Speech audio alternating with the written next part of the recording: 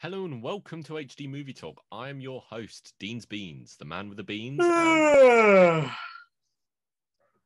man Oh, with sorry. the beans, and I'm doing this episode alone today.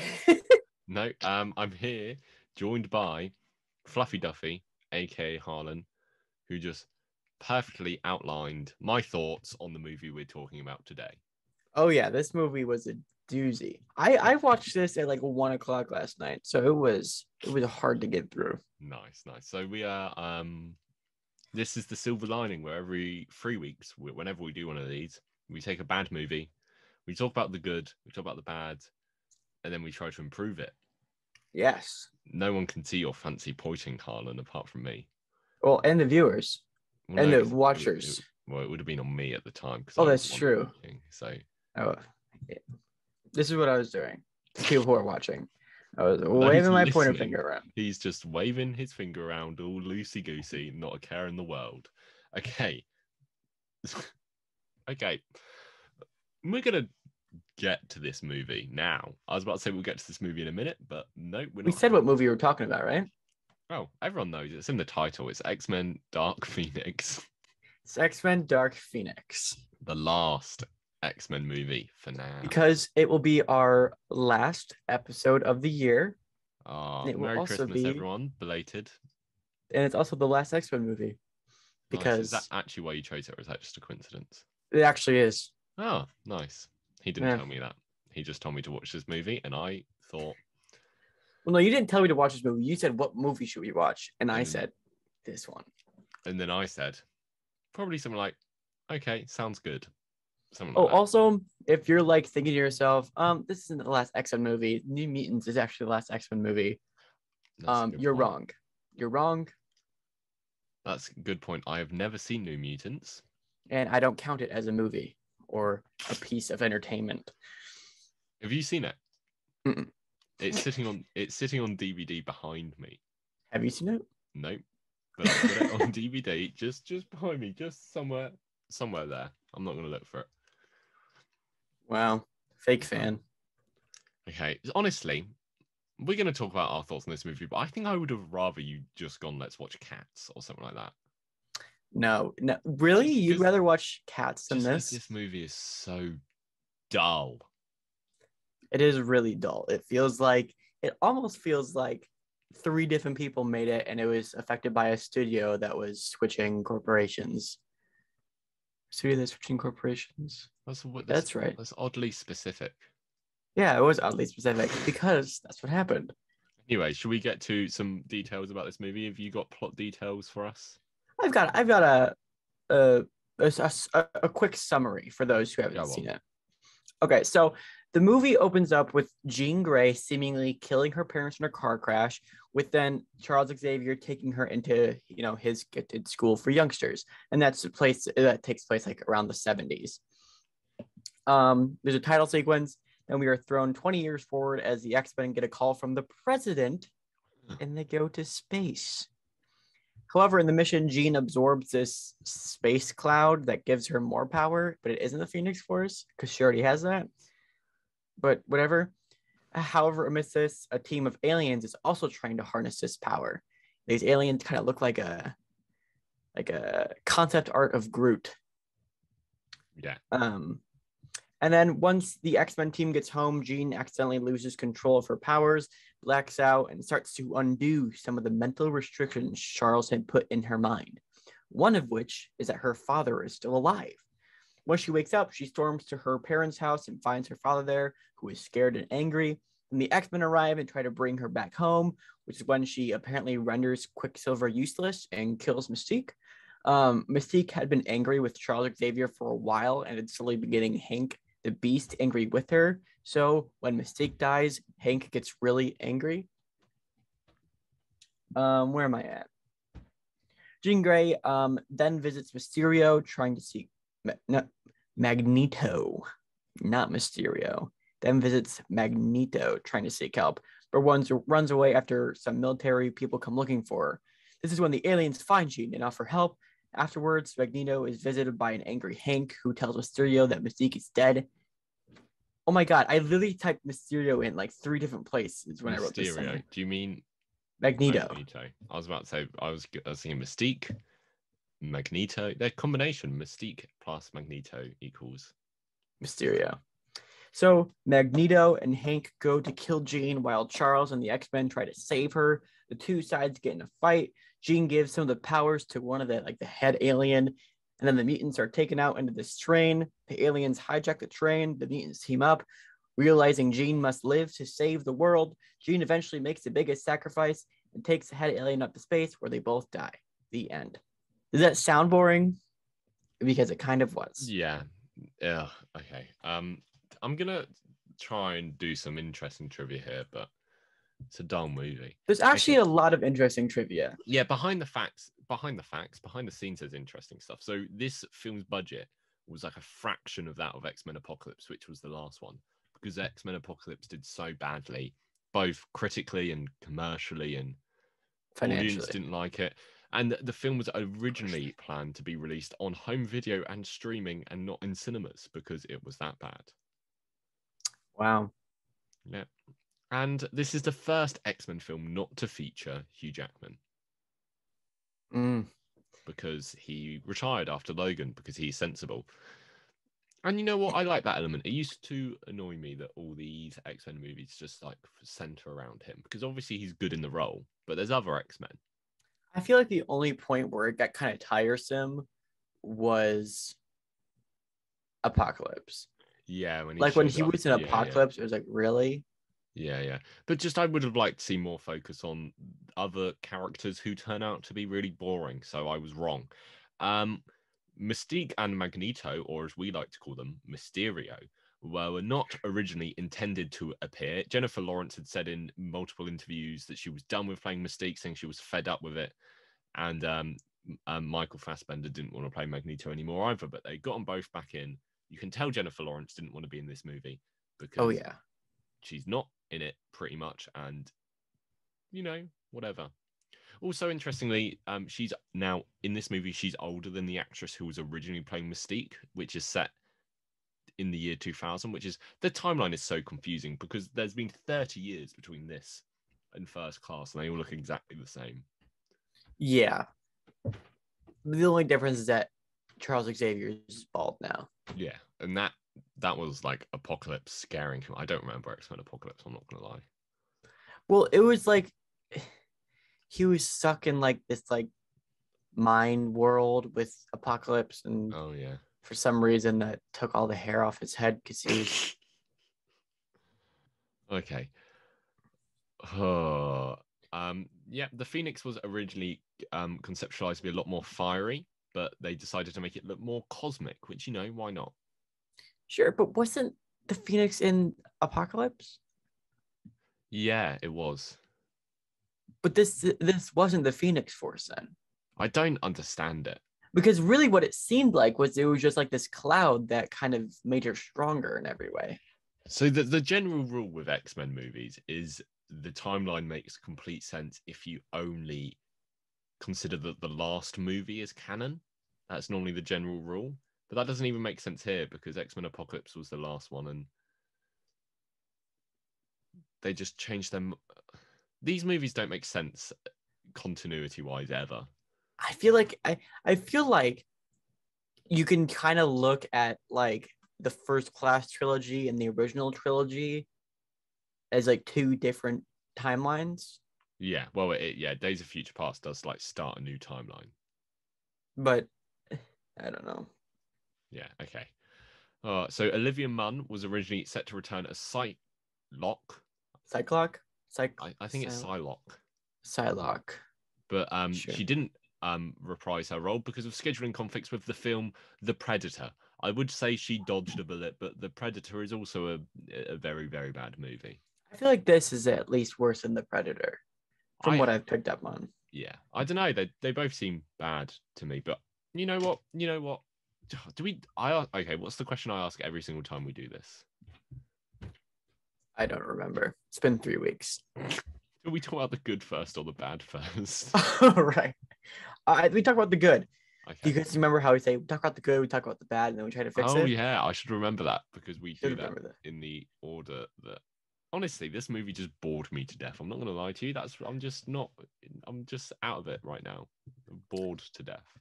Okay, well, okay. If we're talking about the good, I think this movie starts out really strong. Yeah, I've put that down. I put down the lovely little space scene Space scene. when they go to space and they're like, yay. Yeah, You that's come good. up. But I'm talking like even like before Oh, the opening the car sequence. crash. The car crash and Xavier picking up. This old bloody movie's a bloody car crash. Good one, Dean. That was really good. Thanks. Just write that one down. No, the car crash was only at the start of the movie, and then you see it again a couple times during the movie. Yeah, you do. But I thought that was done well, and then like Xavier meeting Jean, I thought was really sweet. Yeah, and he's like, "This is a pen, and you are the pen. No, the pen is your gift, and you're gifted." Is this your James McAvoy impression? No, because it's awesome. The line, do you remember? I don't know if you remember this. In one of the trailers for this movie, there's a line where he very dramatically goes, "I don't know what to do." And that was a meme for a while because everyone kept going, because he said it so dramatically that he kept going, "I don't know what to do," in all the trailers, and everyone found it very funny. But then in the actual movie, he kind of goes, "I don't know what to do." and I was really disappointed. They like to do that in these movies, don't they? Yeah. It's a good. You can find that clip. I'm sure. I'm not gonna play it. I'm gonna test my theory that if I just put "I don't know what to do" Professor X into YouTube, it will come up. Okay, shall we see? This is really fascinating podcasting right now. Professor X, I don't know what to do. Oh, and there it is. It comes up. Nice. I don't know what to do. I don't know what to do. He said it so. Anyway, what were we talking about? The good things we liked. I liked that bit of the movie. What else do I like in this movie? Let me have a look at my list. That would probably help, wouldn't it? I like Charles Xavier. Like I like James McAvoy as Professor X. I don't like the bits in the middle when he's all like, "I haven't done anything wrong. I'm a good guy." Yeah, the things were like he's just obviously not Professor X. Yeah. They're not good, but like I enjoyed his performance. I think the cast as a whole, like him, Michael Fassbender's obviously great. I think Sophie Turner, Jennifer Lawrence are good, just not maybe with the right material. Who else is in this? I'm not a big fan of whatever the guy who plays Cyclops is. Who's he? Me either. I'm not a big fan of Sophie Turner. Are you not? No. I feel like I don't know. I feel like she's good, just not in this movie. Maybe, but if I remember correctly, this could be completely wrong. I could just be remembering this incorrectly. But I do remember hearing that Fox hired her not based on her acting capability, but because her looks. Like other actresses were turned down. But don't quote me on that. That is just like a rumor I remember hearing. Yeah. Around Apocalypse when that was released, and when was Apocalypse released? Like when do you think Apocalypse was? 2016. That's what I think too. Go on. Yeah, 2016. Yeah. So I was like, what, 15, 16, something like that. Okay, quick 14. Disclaimer. We did briefly say this before. I saw this Dark Phoenix in the cinema. This was Harlan's first time watching it for this. But honestly, if you asked me before I rewatched Dark Phoenix for this, if you asked me to go through the plot, I reckon Harlan would have just as much of a chance of getting it right as I did, because I just don't remember any of it. That's true. I remember seeing this like previewed in theaters, and I remember thinking to myself, "This is gonna suck." Not watching it. Like I just knew, because this was also going down when, like, the movie was halfway through production, the director quit, and they had to change the third act because Captain Marvel came out, and the third act was way too similar to how Captain Marvel ended. Which is interesting. So they had to change that. And then Disney bought Fox. They had to redistribute it. And it was this whole thing. And then I remember thinking, yeah, why would I waste my time on this? There's like literally no point.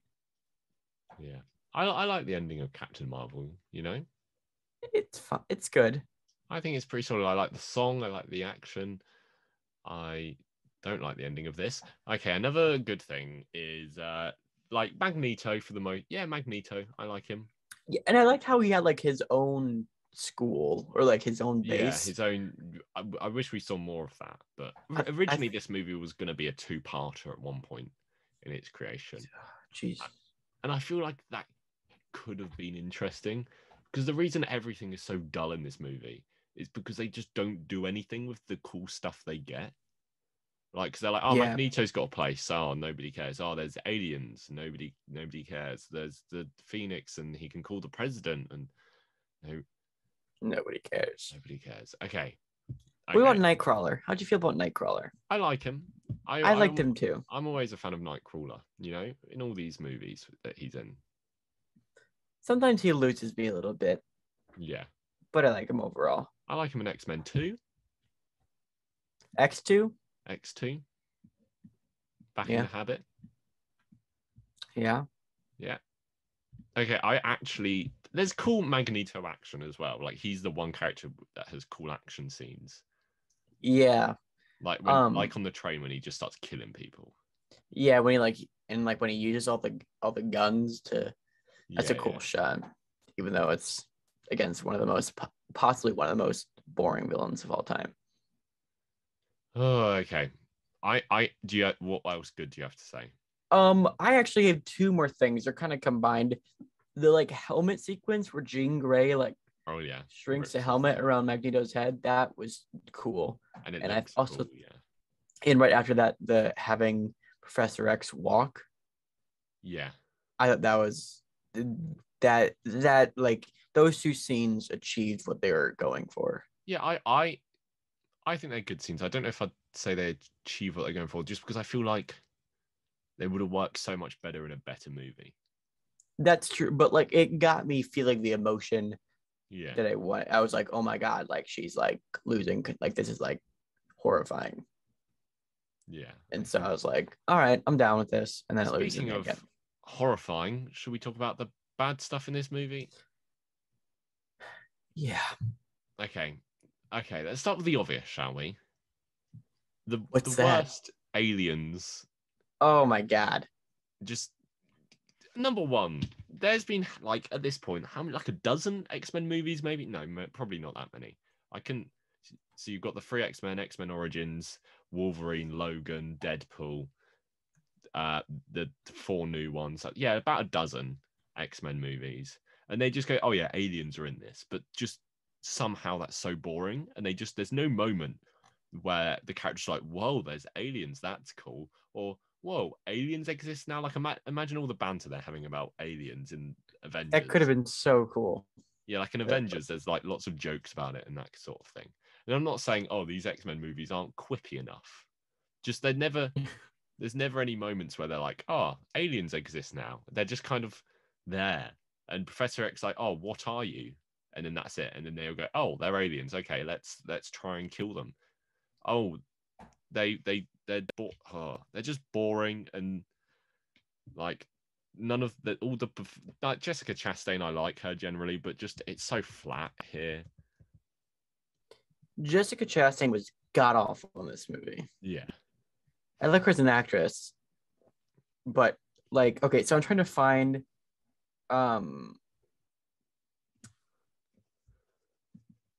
because I know she commented on the movie recently, Jessica Chastain. Okay. She said, my God, if this website didn't have so many ads popping up. She said, So she says, I think the studio was bought at a certain point.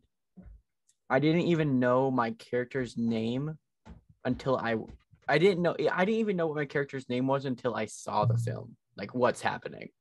Like, she had no idea what she was doing until the movie came out. Nice. And it just shows like how much like the movie was just changed so many times. With their leader, Vuk. What an interesting name. Because at one point, this was supposed to be Skrulls. Like, the aliens were supposed to be Skrulls. Which makes sense, because like they changed into different people. Because they shapeshift but they could be Skrulls. Like, what, like, if they just say, if you could just literally just change the subtitles from Dabari to Skrull, and like no one would notice. The only reason they couldn't is because like Captain Marvel. Yeah. And they just look so boring. They look like literally like rejected Groot concept art. They look like villains in like Supergirl. Yeah, but not even the main villain. They look like yeah, like a side quest that she does in like the opening of one of the shows. But you don't even see them for that long either. So, like, how long is the actual alien form? I just don't understand them in this movie where she's just. This thing killed my planet. And it killed everybody on it. So now I'm going to try to absorb it. I appreciate them trying to do something weird in these movies, because I've made it well known in the past that I like weird things in movies. Do you know what I mean? Sure. But like here, they're like, it's not even interesting. It's just, whatever. I think... Okay, my question is, how would the movie change if there was some radical mutant with the ability to absorb powers that just wanted to end the world as the villain instead? Nothing would change. Do you know what I mean? Right. You could swap the aliens out for quite a few different things, and nothing in this movie would change. You know, what might be able to change, though? What? Wait, no, that was a terrible segue. It doesn't even make sense. Okay, just tell me what you're going to share. Mystique. God awful. Should we talk about the infamous line in this movie? I don't know if you would have heard about it before watching this movie. What's the infamous? Oh, ex-women? When she goes, you should call them the ex-women. Do you think that was Jennifer Lawrence's idea? I hope not. I hope not, because that's terrible. I don't have any problem with, statements like that in a movie if it's done well. Right. Because for a start, it doesn't even make sense in the context of the movie. Because it's like, the women are always saving everyone. Okay, let's go through what happened in space. Nightcrawler and Quicksilver did the saving. And then Jean Grey helped. And Storm did help for a bit, but then stopped helping. But then when Jean Grey got lost in space, Nightcrawler saved her again. It's almost like they're equal. Yeah, it's not like I'm saying, the women did nothing. But, like, if we talk about actually saving people, that was Quicksilver and Nightcrawler. So it doesn't even make sense in the context of the movie. Like, it would have been a bit better if, like, the men were bumbling idiots in space and, like, Jean Grey saved them all. But that's not right. It still would have been cringy, though. Like, there's no way that line works. The way it was, if you took the exact words that were said, no, even like the best actor in the world would not be able to sell that. Yeah. But I liked it later when she says a line to Beast when she's like, what does the X in X-Men stand for? Like, that works better. That does work better. And I feel like you could insert that in the moment when she's like, what do you... Okay, what are your other Mystique complaints? Her look. Because I know they definitely did it because Jennifer Lawrence didn't want to go through all that makeup. Yeah. I just don't like the way Mystique looks in this one compared to the other two. Yeah. Or the three, I guess. I just realized does she ever shapeshift into anyone else in this movie? No. So she just doesn't use her power at all. Okay. She uses it to look regular, like Jennifer Lawrence. Yeah, but then why would you then choose? Oh, sometimes I'm going to look regular and sometimes I'm not. Do you know what I mean? I try like pinpointing. Oh, now she's changing because of this, and that. There's no reason. So yeah, you need to give her one or like have reasons why she changes, or is it just when she has the X-Men suit on that she changes? No. Wait. And is she ever in human form when she has the X-Men uniform on? I don't know. I don't know. Who cares? Because let's have this character and not have them use their powers at all, you know? And another thing I disliked about the Mystique arc is how she made Beast go against Charles. Yeah.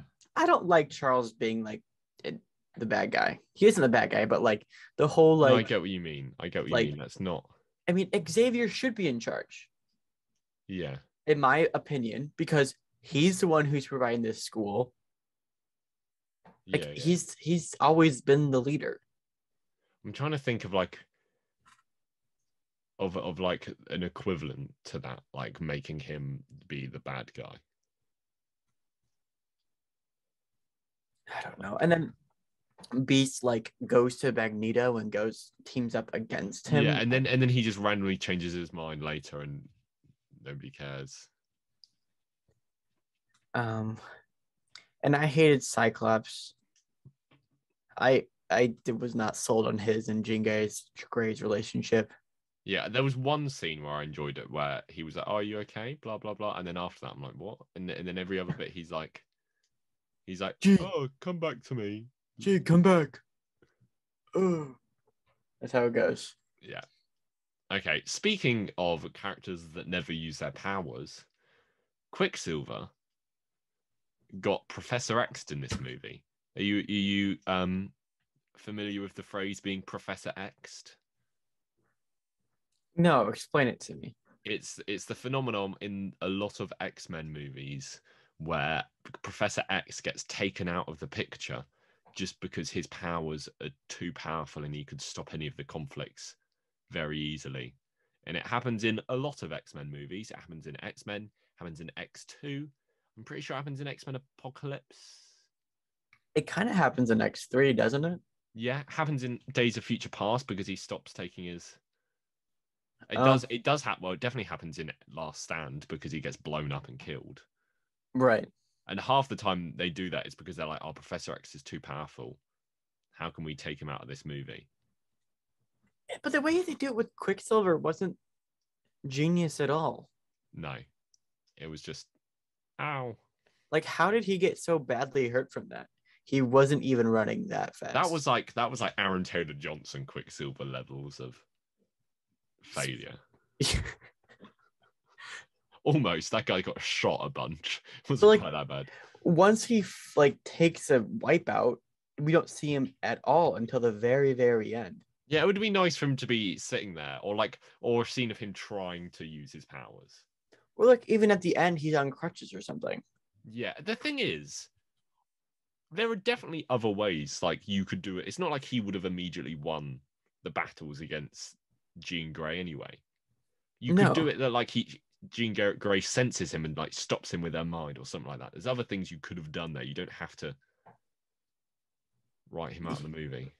She could have like grabbed him and like thrown him up against a wall a couple of times, then just she can literally just go, "Oh, I stop you with my mind." The thing is, Professor X doesn't need to be stopped in this movie because the villain is someone who's got his powers just better, which is kind of the same in X-Men Apocalypse. But the aliens, oh wait, their minds can't be read either. How convenient. Yeah. Because I guess Professor X could only read human minds. Yeah, I guess that does make sense. I don't know if that's a thing in the comics, to be fair. I'm sure it's more explored there because I'm sure Professor X runs into more aliens. Right. But does that involve like, I was about to say Captain Marvel, but she's a human in the comics. But characters like that, like if he bumped into people like that, you know? Who knows? Thanos? Who knows? All right, and what about the ending? How do you feel at the... Why is it just a boring train? Just a boring train. I think I would have rather them just copy Captain Marvel and just watch the ending of Captain Marvel again. Do you know what I mean? One thing I did think was cool, one point in the train sequence where I'm like, oh, this can get really cool, is when it gets to Magneto because he's literally on a train of metal. I did put that in my good bits of the Magneto action Right. scene because he's the one interesting action stuff. I quite like the Nightcrawler bit, but yeah, that's cool. It's short. Everything else is just yeah. This is happening. Can we And get then just the aliens aren't interesting in action at all. They just walk through and they're like nobody cares. Around this time, it got really sad for me. Why is that? Because I was watching this. I started watching it actually at 11. Okay. And around 11:30, I'm like, I'm gonna be up for a while. I'm super hungry. There's no food at home. I'm gonna Uber eat something. Okay. And then at like 11:57, yeah, I ordered food, but the place closed at midnight. Okay. But I didn't know that. Yeah. It said it was open. It didn't say closing soon. It just said it was open. Yeah. So I ordered it, and then I was waiting for like 50 minutes while it still said preparing your order. And then at this point in the movie, I was like, it's not coming. And so I canceled the order. So whenever I think about this part of the movie, I get very sad. Is that the only reason why you get very sad? No, it sucked. That too. No, yeah, that's fair enough. Oh, okay. Okay, another thought about this train scene and the action scenes as a whole. Why does every X-Men movie just have to chuck in an evil mutant with the most boring power? Because there was that random hair guy as well. It was like the dreads. Yeah, the and he's like magic called dreads. What was that girl's power? I think she was a mind reader as well. Okay, I don't. There's a bit where she says something like, "Oh, you're not the only person who can do that." But then it's never really. Well, what do they do? I never really caught what she was doing with Nightcrawler. No. Okay, so she's called Selene. Selene. Yeah. I didn't even realize. Did she die? Yeah, kind of. She fell out of the train. Oh, she did, and didn't. Okay. I do remember this. Didn't a hand grab her? I don't think so. Because when I watched it, I remembered a hand grabbing her, and then Magneto walks up and looks outside the train, and nobody's there. And then I was like, I could backwards wind that, and I was like, nope, I want to get this over and done with, so I didn't.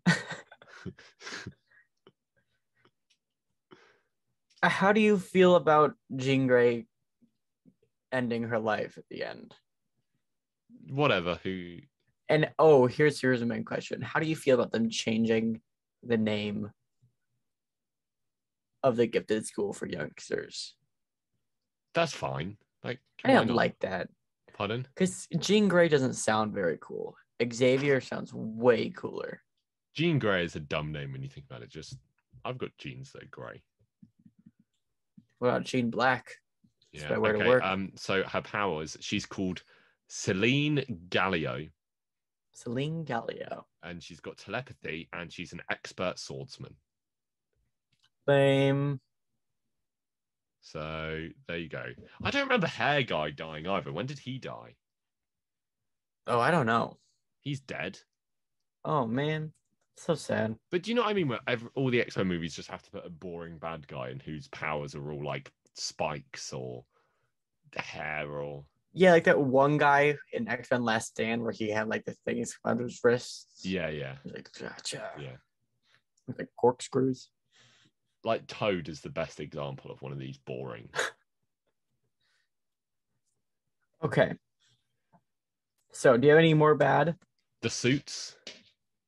The suits did suck. They looked like something made from Joanne Fabrics. And the thing is, I don't remember the X-Men movies very well.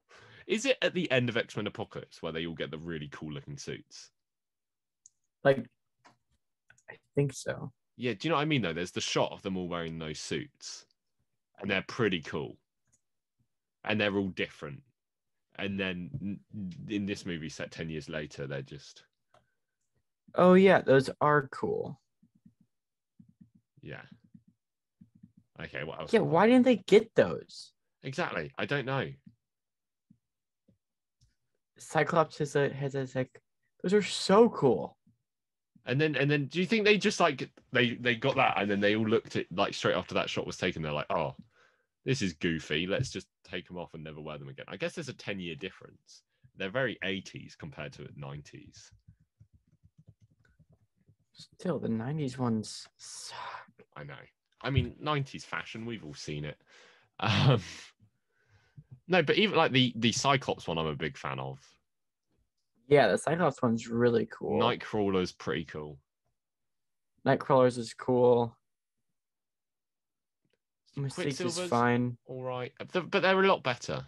Yeah, these are creative and unique. And then they just all, I don't know. At least it's not leather, I suppose. That's true. I think I prefer them to what they get in first X-Men movies. Yeah, but just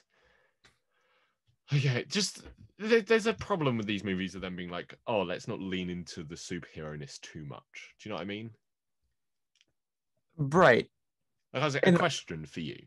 Okay, what's your question? Would you want, so let's say 10 years time, 5 years time, probably 10, the X-Men are well established in the MCU.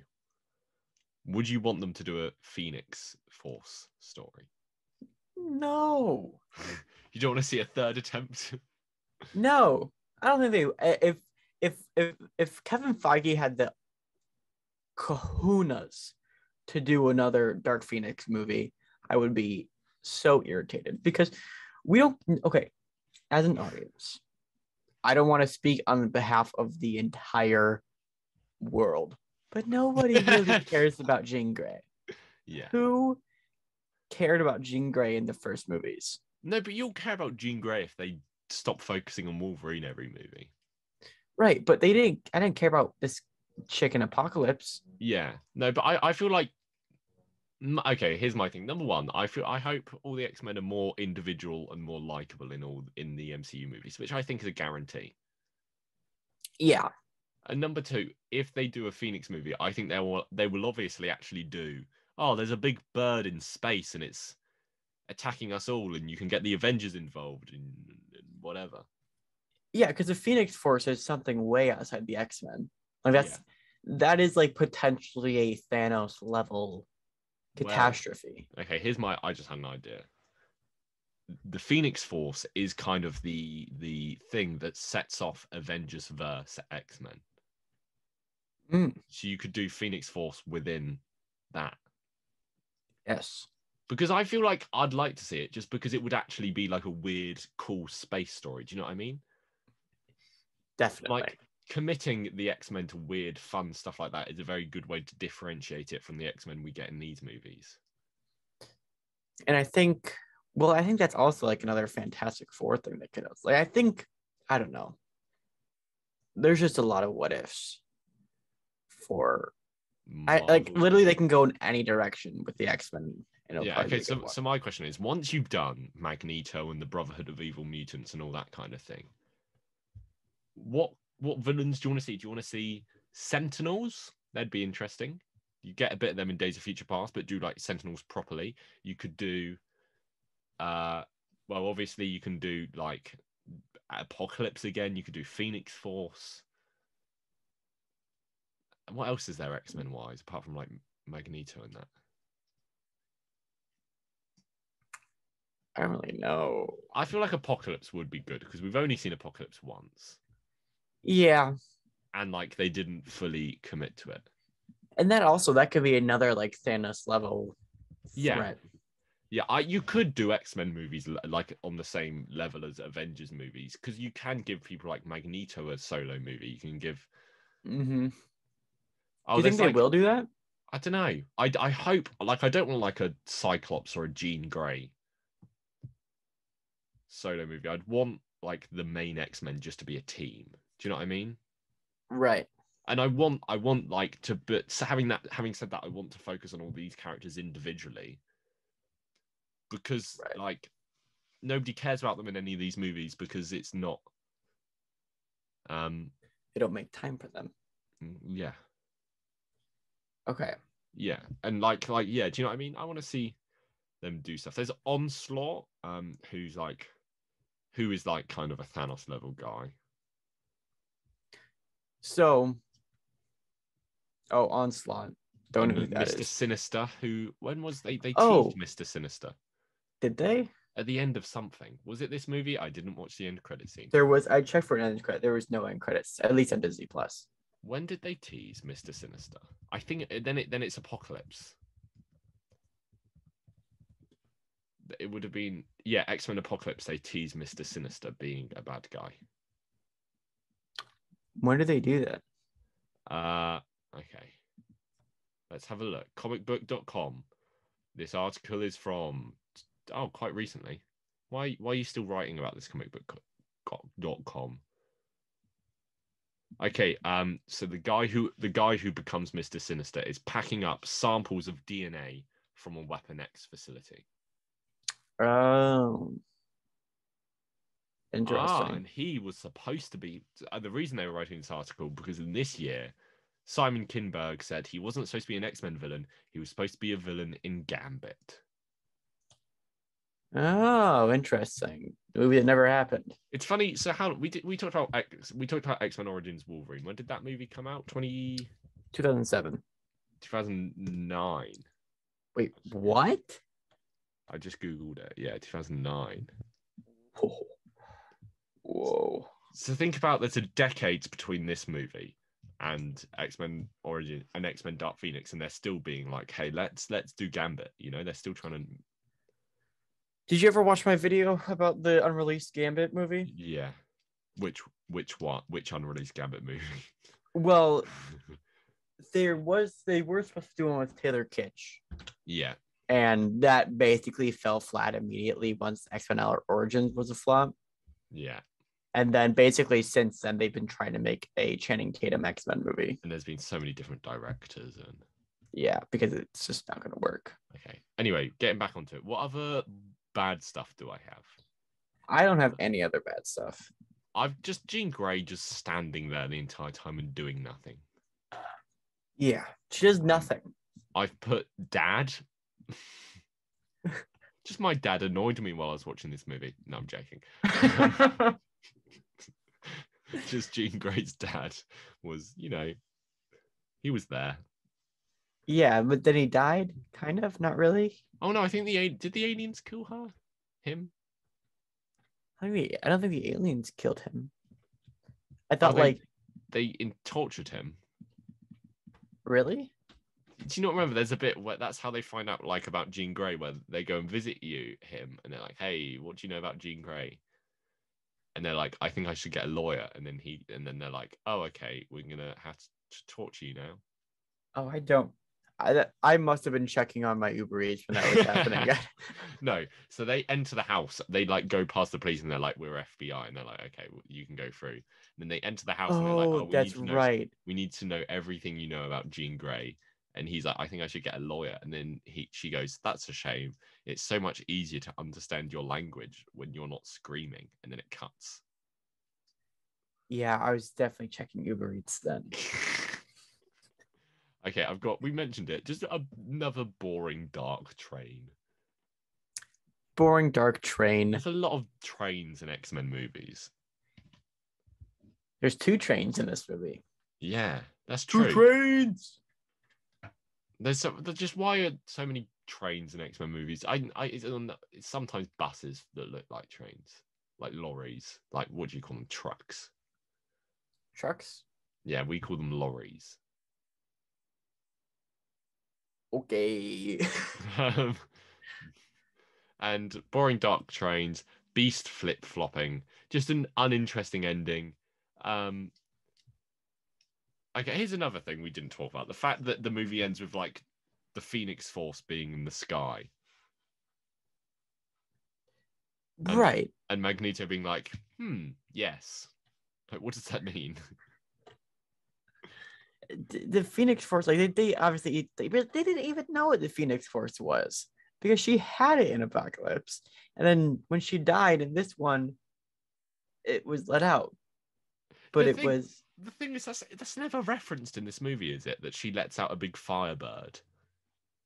No, it's never referenced. It's referenced. No, it's not even referenced in Apocalypse. It just kind of happens. And they were like, huh. Like, oh, her fire looks like a bird. It's kind of, I guess it's kind of like loosely mentioned in this when Professor X is like, hey, all her secret powers are being unlocked now, like these walls in her mind are collapsing. Yeah, he could have been like, the Phoenix Force. And that would have been like, ka-ching, there we And go. they would have been like, what? And they would go, do you remember a decade ago where we were fighting that big guy? I like to think that it's happened in every fight since then in the last 10 years. And they're like, yeah, she can do that. Just bursts out a bird. No questions asked. Yeah. She's a mutant. An issue with X-Men movies as a whole, this probably is my final complaint, is just there's no like through line between them. I'm not talking about like plot, like continuity and this doesn't line up because in this movie it was this year. Like I don't care about that stuff. It's just like there's no arcs across these movies. There's no continued plot lines. There's none of that, which really just leads you to not care about any of these characters. Just what was that? What'd you drop? I dropped what did you drop? a little piece of plastic. Unacceptable. It was actually Harlan that dropped that, everyone at home. He's coming up on me. I didn't hear you drop that, really. What, are you carpeted floor in there? Yeah, I've got wooden floor. Anyway, just this, I was making a good point and you ruined it. Good. Why else would I be here? And there's just like no arcs and there's no continued plot lines and you don't care about any of the characters. Right, because every time the movie starts, the characters are basically completely different from what they were at the end of the and like you don't go, this happened to this character in this movie, so he's more like this. No, like it's like Magneto gets soft rebooted every movie because at the end of every movie he helps Professor X. And then by the start of the next movie, he's like, nope, I don't like you and I'm staying over here by myself.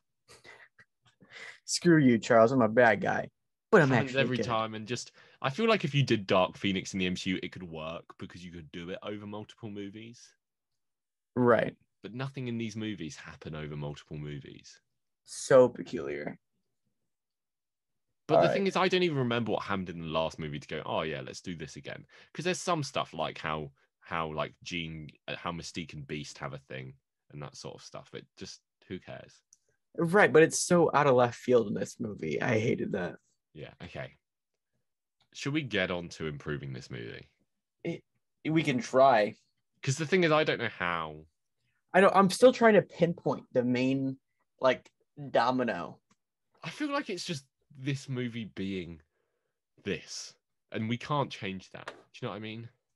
Well, I think to make this movie better, what we should do is make it more of, like, a finale of the X-Men. That would work. And just, I was going to say, make it weirder. Make it weirder. Because I feel like you need to lean into the Phoenix stuff if you're doing it. Because in X-Men Last Stand, it was just, Well, even still, we don't need to do the Phoenix Force, per se. We can change this movie entirely. Because I feel like to make this movie better, we need to change it from, like, the ground up. How much to the rules of whatever we're doing here can we change this movie without just being a different movie? Do you know what I mean? Like, so let's say we keep the Phoenix Force. All right, let's say we keep that. But we get rid of the aliens. I was going to say, would you want something like the aliens just done more interestingly? Because having aliens is an interesting concept. They're just done so badly.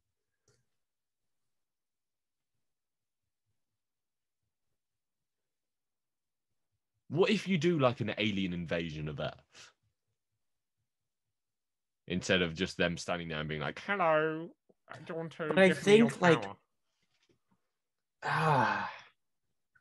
maybe what could be more interesting is like, because a reason why it's there's like Jean, darn it. They don't know. Because do you think the original ending of this movie was going to be an invasion of Earth and then the Phoenix goes and destroys a bunch of the ships and goes, piss off, and then they do? No. I think this movie is always going to end with Jean dying. Yeah. Okay. Okay, to quote Professor X in this moment as we're trying to figure out what to do. My thoughts on this are, I don't know what to do. I say, let's look at the bad. Okay. Mystique, Beast, aliens, dialogue, and the ending. To me, the biggest bad is Thanos in the MCU. And in this movie, it's just it being boring. Do you know what I mean? So let's say if we had an alien invasion, what would that entail? Like, how would that change? Okay, so let's say Jean Grey gets the Phoenix Force and it's all like, whoa, big magical fire space bird. That's what the Phoenix Force is. And people are like, hey, try and control your powers and stuff. And she's like, nah, I'm not going to control my powers. And then suddenly, like, alien ships arrive and they're like, hey, the Phoenix Force destroyed our planets. You can either hand over, do it Man of Steel style, go, you can either hand over the Phoenix Force or we're going to destroy the planet. And then there's a bit of toing and froing. And in the end, she can control the Phoenix Force. She goes up, stops the aliens and sacrifices herself. And then the X-Men and the mutants are loved again because there's a bit in the middle where everyone's like, hey, we don't like mutants. That was another thing in this movie, that they're like, the president loves the mutants at the start, and then he's like, I don't like mutants anymore.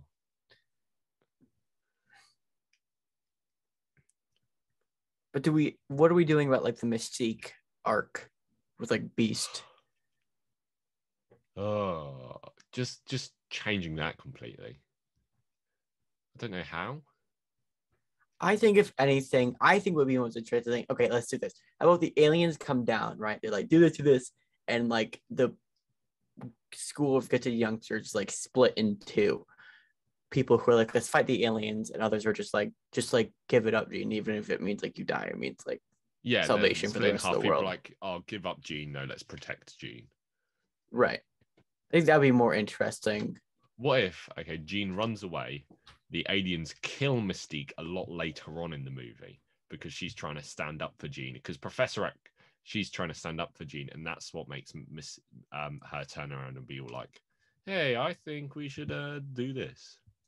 And then maybe Jean gets mad at Charles because some of the X-Men tried to kill her, and she just figures Charles sent them. Yeah, okay, here's how you do the school splitting bit. What if Magneto shows up and he's like, hey, we got to hand over Jean Grey? Because that's a very Magneto thing to do. That makes sense for his character. And then some of them are like, yeah, we should. And then some of them are like, no. And then you have the two teams of Professor X and Magneto.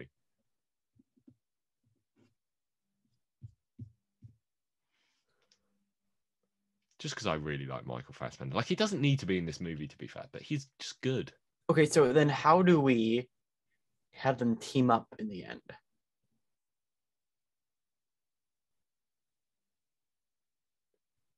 Okay. So how about... Go on. Okay. So do you remember how when they were like sharing, the first time when they were like trying to transfer power and Cyclops kind of split it up? Yeah. How about at that point, Jean Grey can have like similar thoughts to that monster, to the alien. And she realizes that even if she does get the powers, it's still going to mean the end of the world. Yeah. And she says that to Charles, or she says that to Meg, or somebody, and then that makes them team up to be like, well, there's no choice. We have to fight for you. Yeah. Okay. And small changes. Cool suits. Cooler suit. Same suits from the end of Apocalypse. Yeah, and Quicksilver doesn't need to be written out of the movie. No, he does not. Just do better Cyclops and Jean Grey chemistry. I think we could have the final battle take place at the school, right? Yeah. Or I'd say just have them. Harlan's about to sneeze, everyone, and he's pausing, and he didn't happen. Sneeze. He didn't sneeze. Oh my god, that was so bad. Okay, what was I about to say? Yeah, and Yeah, Quicksilver is still in the movie. You can easily just have Jean Grey go, "No, I stop you with my mind," if he tries to do anything. Right. Do you want her to get the Phoenix? Yeah, do you want like going to change anything in the scene when they go to space? Apart from make it look more like a bird. Like, can we retcon Apocalypse? Can we do that? Yeah, this movie does. Yeah, let's retcon Apocalypse. Like, actually, though. Because this movie basically does as well. So it doesn't matter if we do. If this was like, if we were like trying to improve an MCU movie right now, I would say no. But right. Because it this doesn't matter. is the X-Men world, no rules apply. You can change whatever you like. Okay, so first few minutes, Space Station stays the same, and if Apocalypse is retconned. Are we doing anything with our dad still being alive? No, I say we ditch that. Yeah, because we are adding more elements here, and we like that. That's kind of just weighing the movie down in boredom. Right. What do you call it? What do you call it when like it's this or you're dead? An ultimatum. Ultimatum. This is unrelated to this. He's just sending a text to someone right now. Oh yeah. I'm just trying to figure out my plans for the night. You're dead. Okay, I got it. Right. So here is our improved Dark Phoenix movie. Go on. So the first 15 minutes and the space mission stay the same. I think cooler suits. Yeah, and cooler suits. And let's just say that, like, she killed both her parents in the car crash. Yeah. Like, I think that's enough. Yeah. And the ending of Apocalypse is retconned. Aliens visit Earth and give a Man of Steel type ultimatum to either give up Jean or they will destroy the planet. Yeah. And then during this, the X-Men and kind of do the world split in two? Like, does everybody know about this or just?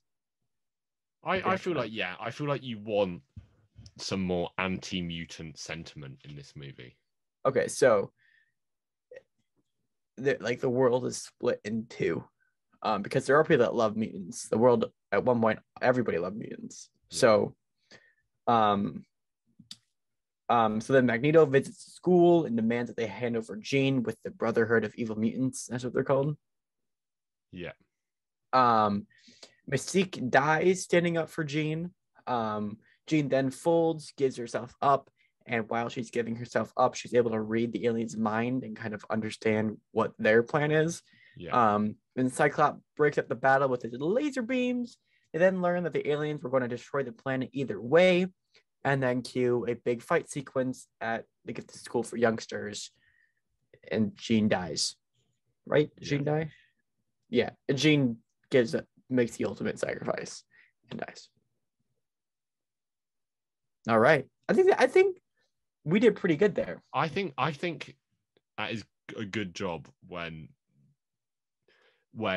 like if you like my decision for this movie would be something completely different and I don't know what I would have chosen to be the villain of this movie, but it wouldn't have been Dark Phoenix. Initially, when I was thinking about redoing this movie, I was going to change everything. Like, everything was going to be different. But I feel like here we kind of kept the true pillars of the movie.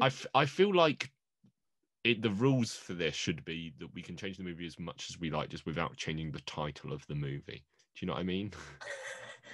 Like, yeah, if we're changing the title of X-Men Dark Phoenix and it's a different movie. Yeah, because it's regarding the Phoenix Force, even though that's never addressed in the movie. Whatever. This movie was actually called Dark Phoenix to begin with, and then when it wasn't making any money, they renamed it to X-Men Dark Phoenix. Wait, really? Yeah. Huh. Kind of like how with Birds of Prey and the Fantabulous Emancipation of One, Harley Quinn was originally called that. And then, like, while it was in cinema for a few weeks, they renamed it to Harley Quinn and the Birds of Prey because it wasn't making any money. Huh. I didn't know the studios did that. That's interesting. They're the only two examples I know. I don't know if they changed it, like, if while it was in cinemas for this one, but they definitely changed Birds of Prey while it was out in cinema, and they changed it to Harley Quinn and the Birds of Prey. Interesting. Nobody was watching it.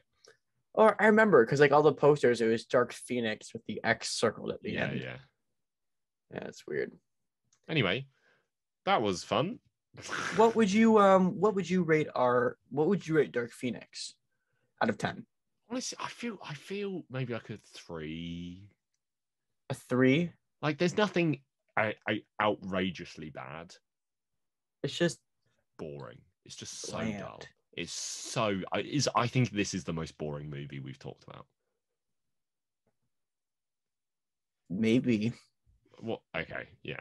Because like stuff like Dark Phoenix and not like Fant Four Stick's pretty bland, but oh, I like this more than Fant Four Stick. I like this more than Fant Four Stick, but I think this is more boring. So we've done Phantom Menace, Fant Four Stick, Suicide Squad, Holmes and Watson, He's All That, Spider-Man 3, X-Men Origins, Ghostbusters 2016, The Amazing Spider-Man 2, and X-Men Dark Phoenix. Yeah, Fant Four Stick I think takes a cake, but X-Men Dark Phoenix was close. Fair enough. All right, so just to clarify, like we do every week, this is still worse than Holmes and Watson. This is still worse than Holmes, but you know what would make this movie better? You would make this movie just like a little bit better if Will Ferrell played Professor X and John C. Reilly played Magneto, and they did really bad English accents the entire time. No. Well, yes, but not an English accent. Ah, what kind of accent do you think? I was thinking a little bit more like I don't know, different, like a more foreign country. A more foreign country. Yeah. Okay, what about if we did something like Jamaican? What would that sound like? No. Okay, no. not Jamaican. Something that it needs to have a vowel as the first letter of the accent. English. Nope. Oh, you said that. Irish. No, not Australian either. Italian. Yeah. An Italian accent would make it awesome. Mamma mia, I'm a bald. I do not know what to do. Did you see that we got tagged in a video of somebody doing a bad Italian accent? No, I did not see this. I don't know why I didn't send it to you. Oh my! Yesterday we were both tagged in a video of people who never miss, and it was me and you. Oh yeah, but it wasn't that one. That was a good one. I need to find this video. I did not see this. By Sheriff Deline. Okay, I've got it.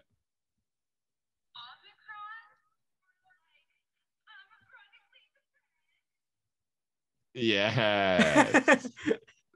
Thank you, Sheriff Deline, for that. I can't believe I didn't see that. Wow. Okay. What a legend that guy is. Thank you for listening. So what do you give our remake? Oh, 7, 8? Yeah, a 7. I think this could be a solid X-Men movie. Yeah. Okay, before we end this, I'd just like to send one message out to a very special listener. And that is Sheriff Deline. I'm probably saying your name wrong. How would you say that? Sheriff Deline. That's what I said. Yeah. Okay. And my special message to you is, Mamma mia! Thank you for listening. Kind of sound like Jared Leto just there. Why is he on me? I'm the boss. Oh, okay. All right. Are we wrapping it up? Yeah, we're wrapping this bad boy up. All right. Adios, everybody. Goodbye, guys. See you next year. See you next year. See you next year, 2022. Haha. No, I'm joking. It's just next week. Bye.